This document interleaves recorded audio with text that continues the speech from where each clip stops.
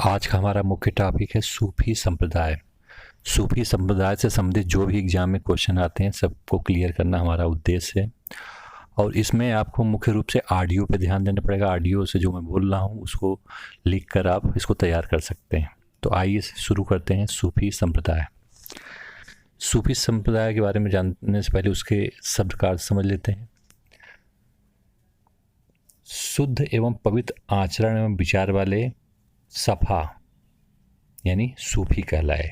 सूफी शब्द का तात्पर्य क्या है? शुद्ध एवं पवित्र आचरण एवं विचार वाले। सूफी शब्द की उत्पत्ति यूनानी भाषा के सोफिया शब्द से हुई है, जिसका अर्थ ज्ञान यानी नॉलेज है। सूफीवाद का विकास ईरान में हुआ। ठीक है, इसमें आप ध्यान दीजिएगा। अगर पूछे सूफी शब्द की उत्पत्ति किस भाषा से हुई है, तो यूनानी भाषा के सोफिया शब्द से हुई है, और जिसका अर्थ क्या होता है? नॉलेज यानी ज्ञान होता है। अगर पूछता है सूफीवाद का विकास कहाँ से आरंभ हुआ, तो ईरान से आरंभ हुआ है सूफीवाद का विकास। सूफी संत जो थे वो एकेश्वरवाद में विश्वास करते थे, यानी एक ही ईश्वर को एक ही मानते थे, एक ही ईश्वर में उनका विश्वास था। सूफी ईश्वर को प्रियतमा के समान मानते थे, जिनके लिए प्रेमी अपना सब कुछ न्यौछावर कर देता था। प्रियतमा को आकृष्ट करने के लिए सूफियों ने नाच गाना कव्वाली पर भी बल दिया। त्याग, प्रेम, भक्ति, उपासना और अहिंसा का उनके जीवन में प्रमुख स्थान था। भारत में सूफियों का आगमन महमूद गजनवी के आगमन 1001 के साथ होता है। भारत आने वाले प्रथम संत शेख इस्माइल थे। अगर एग्जाम में पूछता है कि सूफियों का आगमन जो है किस शासक के काल में होता, तो याद रखिए महमूद गजनवी जब आया तो उसी के साथ ही सूफियों का भी आगमन हुआ। अब भारत में आने वाले प्रथम सूफी संत कौन थे? अगर ये से क्वेश्चन आते हैं तो शेख इस्माइल पहले संत थे जो कि भारत आए। अब भारत में कहाँ आए थे? तो लाहौर आए थे। शेख इस्माइल के उत्तराधिकारी शेख अली बिन उस्मान अल हुजवीरी थे, जो दातागंज बख्श के नाम से विख्यात हैं। ठीक है, तो इससे संबंधित एग्जाम में आया भी हुआ, दातागंज बख्श के नाम से कौन से सूफी संत विख्यात थे? तो याद रखिए शेख अली बिन उस्मान अल हुजवीरी। अब हम बात करते हैं जो सूफियों के संप्रदाय हैं उनसे संबंधित जो एग्जाम में क्वेश्चन आते हैं। तो पहला संप्रदाय हम लोग लेते हैं चिश्तिया संप्रदाय। चिश्तिया संप्रदाय के संस्थापक ख्वाजा अबू अब्दाल चिश्ती थे। कौन थे संस्थापक चिश्तिया संप्रदाय के? ख्वाजा अबू अब्दाल चिश्ती। इसमें एक चीज़ ध्यान दीजिएगा कि भारत में चिश्तिया संप्रदाय के संस्थापक ख्वाजा मोइनुद्दीन चिश्ती थे। ठीक है, अगर भारत का पूछेगा तो आप मोइनुद्दीन चिश्ती पर बताएंगे, लेकिन अगर संपूर्ण विश्व का पहले संस्थापक पूछेगा तो अबू अब्दाल चिश्ती। अब हम बात करते हैं जो भारत में संस्थापक हैं ख्वाजा मोइनुद्दीन चिश्ती, जिनका कि समय पीरियड है 1143 लेकर 1236 तक। ख्वाजा मोइनुद्दीन चिश्ती का जन्म 1143 को अफ़गानिस्तान के सिस्तान में हुआ था। कहाँ हुआ था? अफ़गानिस्तान के सिस्तान में। कब? 1143 में। ख्वाजा मोइनुद्दीन चिश्ती की मृत्यु 1236 को राजस्थान के अजमेर में हुई थी। राजस्थान के अजमेर में मोइनुद्दीन चिश्ती की मृत्यु हुई। कब? 1236 में।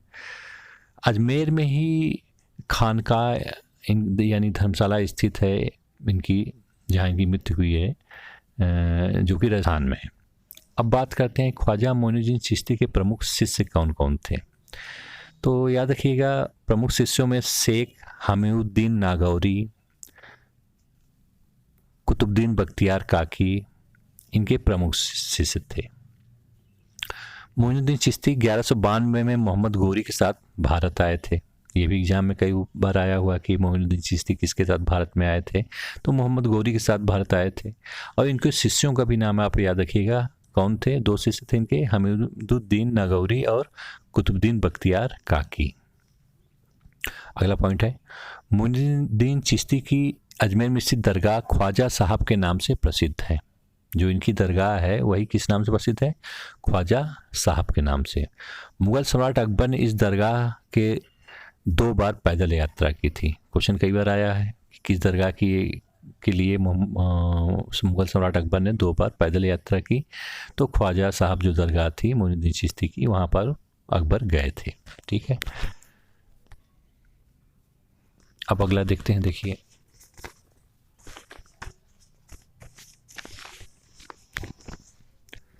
अगले सूफी संत हैं चिश्ती में समुदाय के ख्वाजा कुतुबुद्दीन बख्तियार काकी। इनका पीरियड है 1186 से 1236 तक। ख्वाजा कुतुबुद्दीन बख्तियार काकी का जन्म 1186 में फरगना में हुआ था और मृत्यु 1236 में दिल्ली में हुई। इसलिए इनकी खानकाह कहाँ है? दिल्ली में स्थित है। क्वेश्चन अगर आए ख्वाजा कुतुबुद्दीन बख्तियार काकी की खानकाह कहाँ स्थित है, तो दिल्ली में स्थित है। ख्वाजा कुतुबुद्दीन बख्तियार काकी के प्रमुख शिष्य शेख बद्दीन गजनवी व शेख फरीद थे। तो जिसमें से याद रखिएगा शेख फरीद का नाम एग्जाम में कई बार पूछा हुआ, किसके शिष्य थे। ख्वाजा कुतुबुद्दीन बख्तियार काकी सुल्तान इल्तुतमिश के शासनकाल में भारत आए। इल्तुतमिश इनका बहुत आदर करता था। तो याद रखिएगा, अगर पूछेगा कि किसके साथ जो है कुतुबुद्दीन बख्तियार काकी भारत आए थे, तो सुल्तान इल्तुतमिश के शासनकाल में भारत आए थे ये। कुतुब मीनार का नाम इन्हीं के नाम पे पड़ा हुआ है। कुतुब मीनार का जो नामकरण है ये जो हमारे संत रहे सूफी ख्वाजा कुतुबुद्दीन बख्तियार काकी के नाम पर ही पड़ा हुआ है। ख्वाजा कुतुबुद्दीन बख्तियार काकी सुल्तान इल्तुतमिश के शासनकाल में भारत आए। अगले सूफी संत हैं चिश्तिया समुदाय के शेख हमीउद्दीन नागौरी।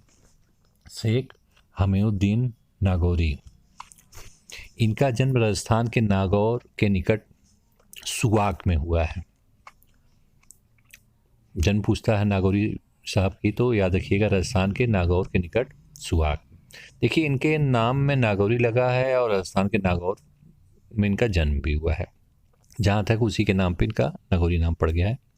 उपाधि, शेख हमीउद्दीन नागौरी ने कौन सी उपाधि धारण की, इससे संबंधित क्वेश्चन भी आता है। मोइनुद्दीन चिश्ती ने नागौरी को सुल्तान तारिकीन की उपाधि दी थी। सुल्तान तारिकीन एग्जाम में आया हो कई बार, सुल्तान तारिकीन उपाधि किसने धारण की, तो याद रखिएगा नागौरी ने जो है सुल्तान तारिकीन उपाधि धारण किया था, जिसका अर्थ होता है सन्यासियों का सुल्तान। सन्यासियों का सुल्तान। शेख हमीउद्दीन नागौरी के गुरु मोइनुद्दीन चिश्ती थे। शेख हमीउद्दीन नागौरी की खानगाह या दरगाह कहाँ स्थित है? सुगाल में स्थित है। और सुगाल कहाँ? राजस्थान के नागौर के निकट स्थित है। ठीक है, अगले चिश्ती समुदाय के संत की हम बात करते हैं। शेख फरीदुद्दीन गजे शंकर। शेख फरीदुद्दीन गजे शंकर, ये भी सूफी संत थे। इनका समय पीरियड है 1175 से 1265 तक। शेख फरीदुद्दीन गजे शंकर का जन्म 1175 में मुल्तान के कहटवाल में हुआ था। इनकी मृत्यु 1265 को पाक पाटन पंजाब में हुई थी, या वहीं उनको दफनाया गया इनकी इच्छा अनुसार। शेख फरीदुद्दीन गजे शंकर की खानकाह अजोधन यानी पाकिस्तान में। अजोधन जो खानकाह इनकी दरगाह है कहाँ है? पाकिस्तान में स्थित है। शेख फरीदुद्दीन गजे शंकर का उपनाम बाबा फरीद था। एग्जाम में कई बार जो है बाबा फरीद के नाम से क्वेश्चन आया हुआ है। बाबा फरीद का विवाह वृद्धावस्था में उन्होंने 3 विवाह किए, जिसमें इनकी एक पत्नी बलबन की पुत्री हुसैरा थी। जो सम्राट सुल्तान थे बलबन, उनकी पुत्री हुसैरा से इनका विवाह हुआ। सुल्तान बलबन बाबा फरीद का बहुत सम्मान करता था। समर्थक, देखिए इन्होंने किसका समर्थन किया जो है? सिख धर्म के संस्थापक गुरु नानक भी बाबा फरीद से बहुत प्रभावित थे। इसी कारण सिख गुरु अर्जुन देव ने गुरु ग्रंथ साहब, जिसको आदि ग्रंथ भी कहते हैं, में बाबा फरीद के कथनों को संकलित किया है। तो याद रखिएगा, कई बार क्वेश्चन आया हुआ है कि गुरु ग्रंथ साहब में किस सूफी संत के कथनों को संकलित किया गया है, तो बाबा फरीद के कथनों को भी इसमें संकलित किया गया है। अब बात करते हैं बाबा फरीद के शिष्यों की। तो बाबा फरीद के शिष्य थे शेख निजामुद्दीन औलिया, और इन्हें बाबा फरीद ने अपना उत्तराधिकारी भी घोषित किया हुआ था। अगले सूफी संत हैं शेख निजामुद्दीन औलिया।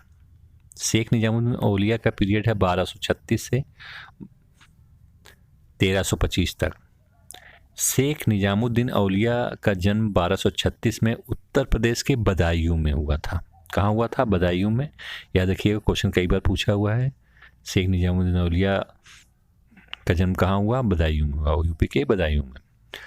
निजामुद्दीन औलिया की मृत्यु 1325 में दिल्ली में हुई, और इनकी खानकाह जो स्थित है ये गयासपुर दिल्ली में स्थित है। गयासपुर दिल्ली में इनकी खानकाह स्थित है। अगला देखते हैं पॉइंट क्या है।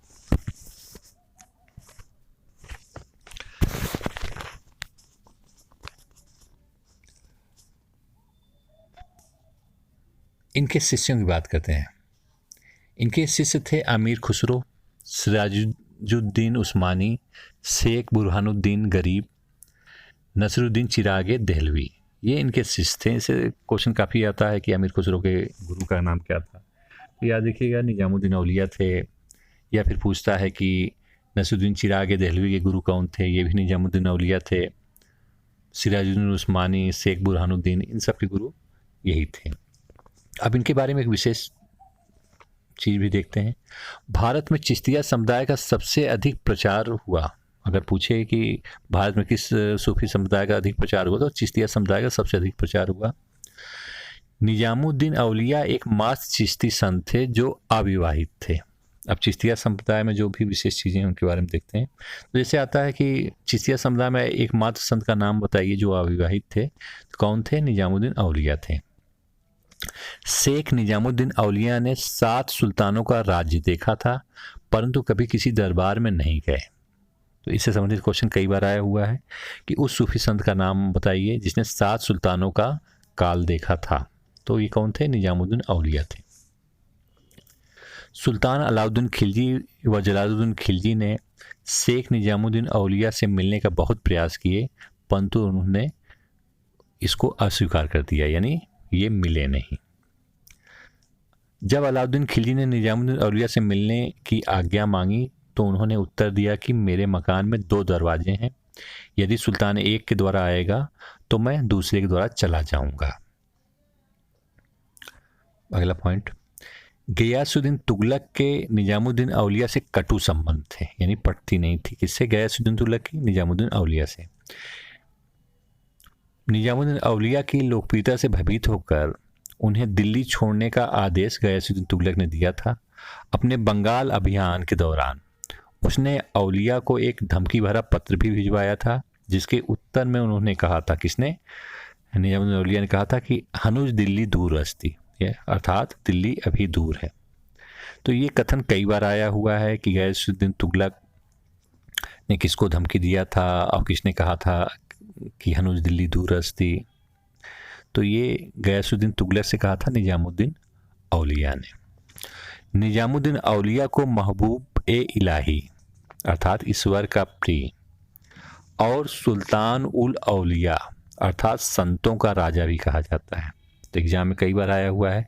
महबूब ए इलाही के नाम से कौन सूफी संत फेमस था, या फिर सुल्तान उल औलिया के नाम से कौन सूफी संत फेमस था? तो याद रखिएगा निजामुद्दीन औलिया फेमस थे। निजामुद्दीन औलिया ने सुलह एक कुल का सिद्धांत प्रतिपादित किया था। सुलह एक कुल का सिद्धांत किसने प्रतिपादित किया? निजामुद्दीन औलिया ने। चिश्ती संत मुक्त रूप से हिंदू और जैन योगियों से मिलते थे एवं विभिन्न विषयों पर विशेष कर योग अभ्यास पर उनसे बातचीत करते थे। याद रखिएगा चिश्ती जो थे वो हिंदू और जैन योगियों से भी मिलते थे, उनसे डिस्कशन होता था और बातचीत होती थी। निजामुद्दीन औलिया ने योग प्राणायाम पद्धति को इस हद तक अपनाया कि लोग उन्हें योगी सिद्ध कहकर पुकारते थे। क्वेश्चन आ सकता है कि योगी सिद्ध के नाम से कौन सा सूफी संत फेमस था? तो याद रखिएगा निजामुद्दीन औलिया योगी सिद्ध के नाम से भी फेमस थे। निजामुद्दीन औलिया के इच्छा के विरुद्ध मोहम्मद बिन तुगलक ने उनको उनका मकबरा दिल्ली में बनवाया था। अमीर खुसरो निजामुद्दीन औलिया का प्रिय शिष्य था। अपने गुरु की मृत्यु के दूसरे दिन ही उसने प्राण त्याग दिया था। उसे निजामुद्दीन औलिया के कब्र के पास ही दफनाया गया। क्वेश्चन आता है भाई कि निजामुद्दीन औलिया का प्रिय शिष्य कौन था, तो याद रखिए अमीर खुसरो थे। और क्वेश्चन ये भी पूछ सकता है कि निजामुद्दीन औलिया की मृत्यु के दूसरे दिन ही उनका कौन सा प्रिय शिष्य ने प्राण त्याग दिया था, तो अमीर खुसरो ने ही। क्वेश्चन आ सकता है कि निजामुद्दीन औलिया के पास किसको दफनाया गया है, तो अमीर खुसरो को दफनाया गया। अगले चिश्तिया समुदाय के संत की बात करते हैं, शेख सिराजुद्दीन उस्मानी। शेख सिराजुद्दीन उस्मानी का उपनाम अखी सिराज था। अखी सिराज। शेख सिराजुद्दीन उस्मानी के गुरु का नाम निजामुद्दीन औलिया था। क्या था नाम? निजामुद्दीन औलिया।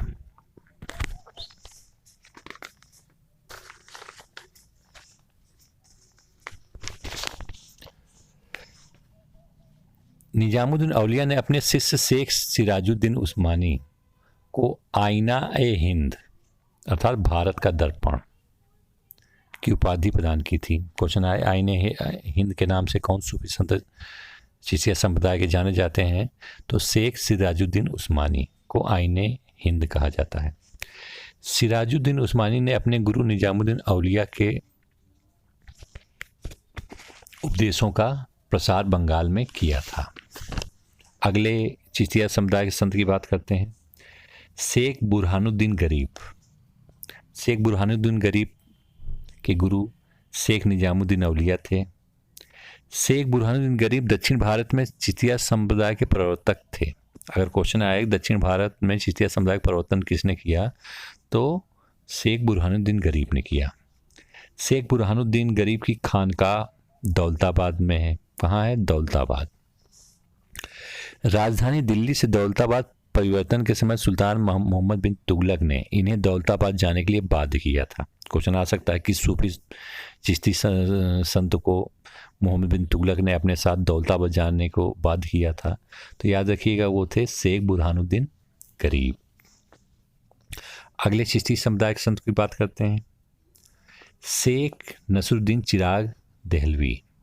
अगले सूफी संत का नाम है चिश्तिया समुदाय के शेख नसरुद्दीन चिराग देहलवी। इनके गुरु निजामुद्दीन औलिया थे और इनकी खानकाह दिल्ली में है। शेख निजामुद्दीन औलिया ने शेख नसरुद्दीन चिराग देहलवी को अपना उत्तराधिकारी घोषित किया था। ये दिल्ली नगर अर्थात उत्तर भारत के अंतिम महान चिश्ती संत थे। मोहम्मद बिन तुगलक की सिंध में मृत्यु के समय नसरुद्दीन चिराग देहलवी उनके साथ थे। फिरोज शाह तुगलक इनका बहुत आदर करता था।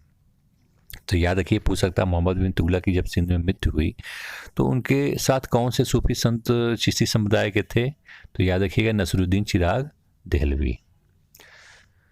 नसरुद्दीन चिराग देहलवी की रचना है तौहीद ए वजूदी। तौहीद ए वजूदी किसकी रचना है? नसरुद्दीन चिराग देहलवी चिश्तिया समुदाय के संत की रचना है ये।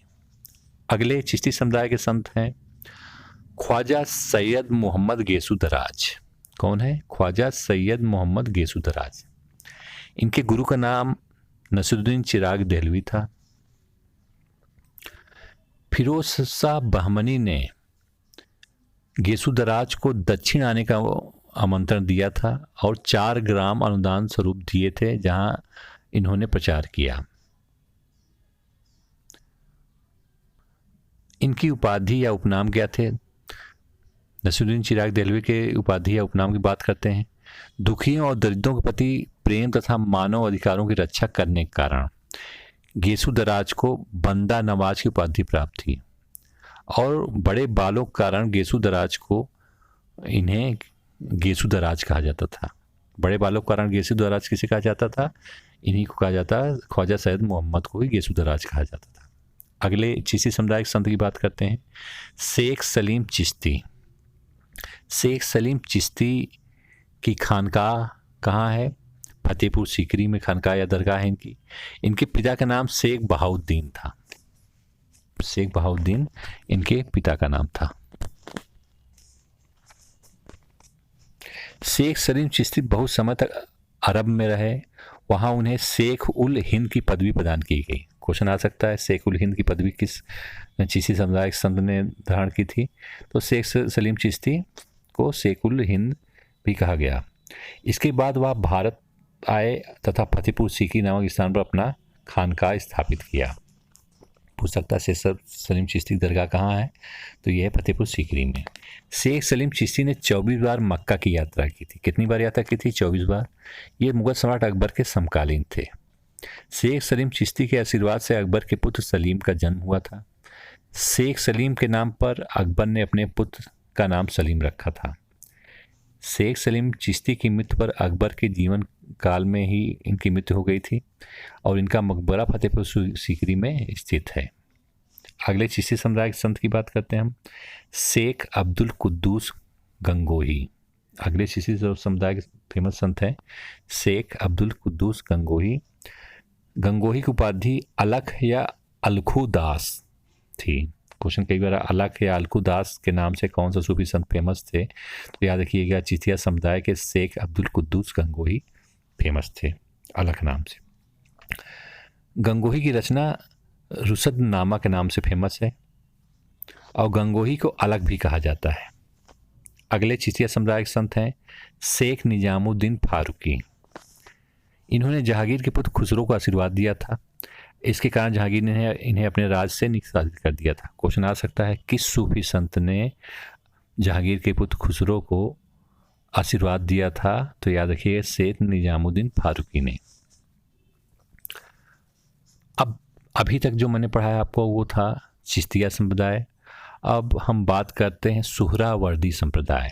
याद रखिएगा कौन सा संप्रदाय चल रहा है? सुहरावर्दी संप्रदाय। सुहरावर्दी समुदाय के संस्थापक शेख जियाउद्दीन थे। इनको सिहाबुद्दीन सुहरावर्दी के नाम से भी जाना जाता है। भारत में सुहरावर्दी संप्रदाय के संस्थापक बहाउद्दीन जकारिया थे। अगर भारत में पूछेगा तो बहाउद्दीन जकारिया सुहरावर्दी समुदाय के संस्थापक थे। चिश्ती संप्रदाय के बाद भारत में दूसरा सर्वाधिक लोकप्रिय संप्रदाय कौन सा था? तो याद रखिए सुहरावर्दी संप्रदाय ही सबसे लोकप्रिय था। अब सुहरावर्दी समुदाय के संतों की बात करते हैं जो फेमस हैं। शेख बहाउद्दीन जकारिया सुहरावर्दी समुदाय के संत। इनका जन्म 1181 को मुल्तान में हुआ था और इनकी खानका कहाँ है? मुल्तान में ही है। इल्तुतमिश की कुबाचा के साथ लड़ाई में इन्होंने इल्तुतमिश का पक्ष लिया था। शेख बहाउद्दीन जकारिया ने किसका पक्ष लिया था? इल्तुतमिश का पक्ष लिया था। जकारिया किस समुदाय से संबंधित थे? सुहरावर्दी समुदाय से संबंधित थे। इल्तुतमिश ने जकारिया को शेख उल इस्लाम का पद दिया था। कौन सा पद दिया था? शेख उल इस्लाम का पद जकारिया को दिया था। किसने? इल्तुतमिश ने।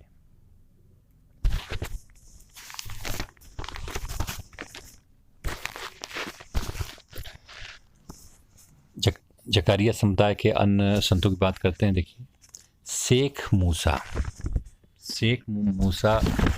सुहरावर्दी समुदाय के संत थे। शेख मूसा सदैव स्त्री वेश में रहते थे और नृत्य और संगीत में अपना समय व्यतीत करते थे। क्वेश्चन कई बार आया है कि कौन से सूफी संत या फिर सुहरावर्दी समुदाय के संत सदैव स्त्री वेश में रहते थे और नित्य संगीत अपना जीवन व्यतीत करते थे? तो याद रखिए शेख मूसा। अब तीसरे समुदाय की बात करते हैं फिरदौसिया समुदाय। फिरदौसिया समुदाय के संस्थापक थे सैफुद्दीन बखरजी। फिरदौसिया समुदाय के संस्थापक थे। फिरदौसिया समुदाय के भारत में संस्थापक शेख बदरुद्दीन समरकंदी थे जो कि बिहार के राजगीर में रहते थे। अगला चौथा नंबर का समुदाय की हम लोग बात करते हैं कादरिया समुदाय के संस्थापक अब्दुल कादिर जिलानी थे। कौन थे? अब्दुल कादिर जिलानी कादरिया समुदाय के संस्थापक थे। भारत में कादरिया समुदाय के संस्थापक सैयद मखदूम जिलानी थे। कौन थे? सैयद मखदूम जिलानी।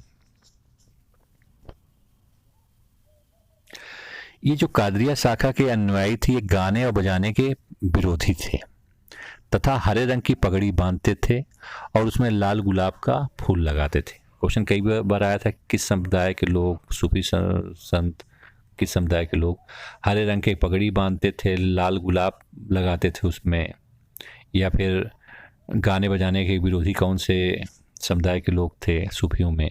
तो याद रखिएगा ये कौन थे? कादरी शाखा के लोग थे। मुगल शासक शाहजहां का पुत्र दारा शिकोह इसी सिलसिले का अनुयायी था। यानी दारा शिकोह किस सिलसिले के अनुयायी थे? तो याद रखिए कादरिया समुदाय के अनुयायी थे। उपाधियां की बात करते हैं। इन्होंने उपाधियां देखी कौन कौन सी धारण की है? पीरान ए पीर यानी संतों का प्रधान, कामा महबूब ए सुमानी अर्थात ईश्वर का प्रेमी, पीर ए दस्तगीर यानी मददगार संत की उपाधियां कादिया संप्रदाय के लोगों ने धारण की। मियाँ मीर मुगल शासक जहांगीर व शाहजहां के समकालीन थे। दारा शिकोह अपने पिता शाहजहां के साथ मियाँ मीर से मिलने के लाहौर गया था तथा उनसे बहुत प्रभावित हुआ। मियाँ मीर ने स्वर्ण मंदिर की नींव रखी थी। तो मियाँ मीर देखिए कौन थे? ये कादरिया समुदाय के ही हैं और इन्होंने ही स्वर्ण मंदिर की नींव रखी थी। कादरी सिलसिले के मुल्ला साहब बदख्शी दारा शिकोह व उसकी बहन शाहजहां बेगम दोनों के शिक्षक व आध्यात्मिक गुरु थे। तो याद रखिएगा मुल्ला साहब बदख्शी कौन थे? दारा शिकोह और उसकी बहन जहांआरा के गुरु थे। जहांआरा बेगम ने साहिबिया शीर्षक से मुल्ला साहब का जीवन वृत्तांत लिखा है। दारा शिकोह कादरी समुदाय के अनुयायी थे। सर्वप्रथम वह मियाँ मीर के शिष्य बने, किंतु बाद में वास्तविक रूप से मुल्ला साहब बदख्शी के शिष्यता ग्रहण की।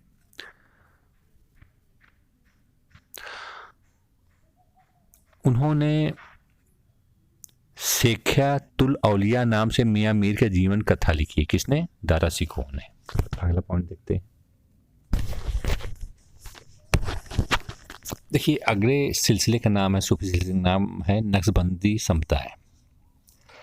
नक्शबंदी सिलसिले के संस्थापक बहाउद्दीन नक्शबंद थे। भारत में नक्शबंदी समुदाय के संस्थापक ख्वाजा बाकी बिल्लाह, कई बार एग्जाम में आया हुआ है, इसको ध्यान दीजिएगा। सभी सूफी सिलसिलों में नक्शबंदिया शाखा सर्वाधिक कट्टरवादी थी। इनके अनुयायियों का शरीयत पर बहुत जोर दिया। समर्थक इस सिलसिले के संत संगीत के विरोधी थे। याद रखिएगा कि जो नक्शबंदी समुदाय है इसके संत संगीत के विरोधी थे। मुगल वंश से इस शाखा का संबंध बाबर से आरंभ हुआ। यानी क्वेश्चन पूछ सकता है बाबर किस सूफी सिलसिले को मानता था? याद रखिए नक्शबंदी समुदाय से संबंधित था। ख्वाजा ख्वान महमूद इस शाखा के प्रमुख संत थे जिन्होंने भारत आकर कश्मीर को अपना केंद्र बनाया। भारत में नक्शबंदी शाखा का प्रचार सर्वप्रथम बाकी बिल्लाह ने 17वीं शताब्दी में प्रारंभ किया। ये काबुल से आए थे। इन्होंने पैगंबर मोहम्मद साहब के उपदेशों के पालन पर विशेष बल दिया तथा जिन नई रीतियों ने इस्लाम को अपवित्र कर दिया था उनका विरोध किया। ठीक है, नक्शबंदी सिलसिले के अगले संत की बात करते हैं। शेख अहमद सरहिंदी। शेख अहमद सरहिंदी की जन्म 1563 में सरहिंद में हुआ था। शेख अहमद सरहिंदी के गुरु ख्वाजा बाकी बिल्लाह थे। शेख अहमद सरहिंदी मुजाहिद, जिसका अर्थ होता धर्म सुधारक, अथवा मुजहिद अली फसानी के नाम से प्रसिद्ध थे। कई बार एग्जाम में आया है। मुगल बादशाह जहांगीर इन्हीं का शिष्य था। क्वेश्चन आ सकता है मुगल बादशाह जहांगीर किसका शिष्य था? तो शेख अहमद सरहिंदी का। शेख अहमद सरहिंदी ने भारत में सर्वप्रथम एक क्रमबद्ध धर्म प्रचार का कार्य आरंभ किया। शेख अहमद सरहिंदी की रचनाएं हैं रद्द खारिज, जिसका अर्थ होता है शिष्य मत का खंडन। इनकी रचना है जो कि एक निबंध है। अगला पॉइंट है बादशाह औरंगजेब नक्शबंदी परंपरा का अनुयायी था। वह शेख मासूम का शिष्य था। उसी के कहने पर औरंगजेब ने पुनः जजिया कर लगाया था। तो याद रखिएगा, पूछेगा औरंगजेब किस सूफी संत का शिष्य था? तो याद रखिएगा नक्शबंदी सिलसिले के शेख मासूम का शिष्य था और उन्हीं के कहने पर उसने पुनः भारत में जजिया कर औरंगजेब ने लगाया था।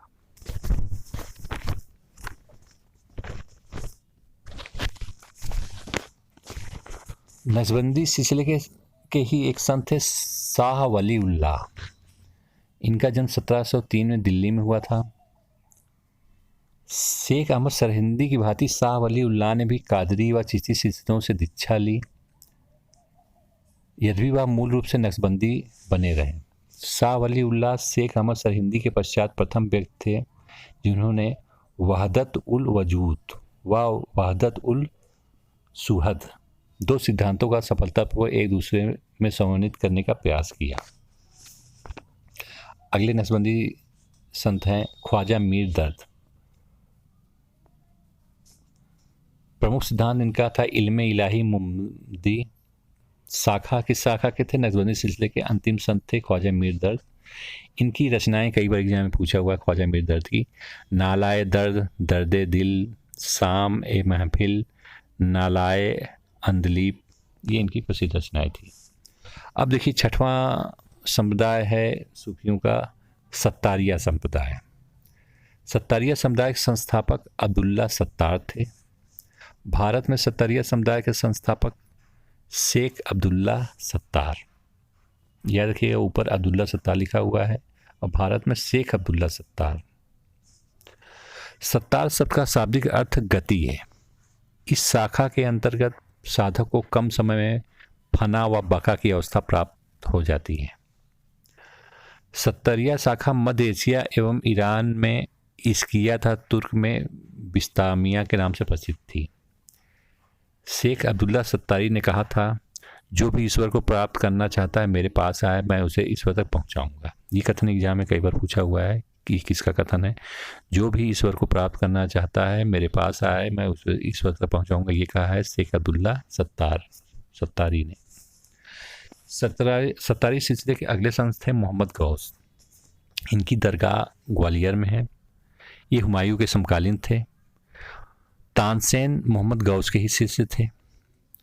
बादशाह हुमायूं इनका आदर करता था। मोहम्मद गौस का आदर करता था बादशाह हुमायूं। इनकी रचनाएं हैं अमृत कुंड, जिसका इन्होंने फारसी में अनुवाद बहरुल हयात नाम से किया। फारसी में अनुवाद किया था मुख्यतः, याद रखिएगा। हमें योगियों का विवरण प्राप्त होता है। देखिए लास्ट पॉइंट है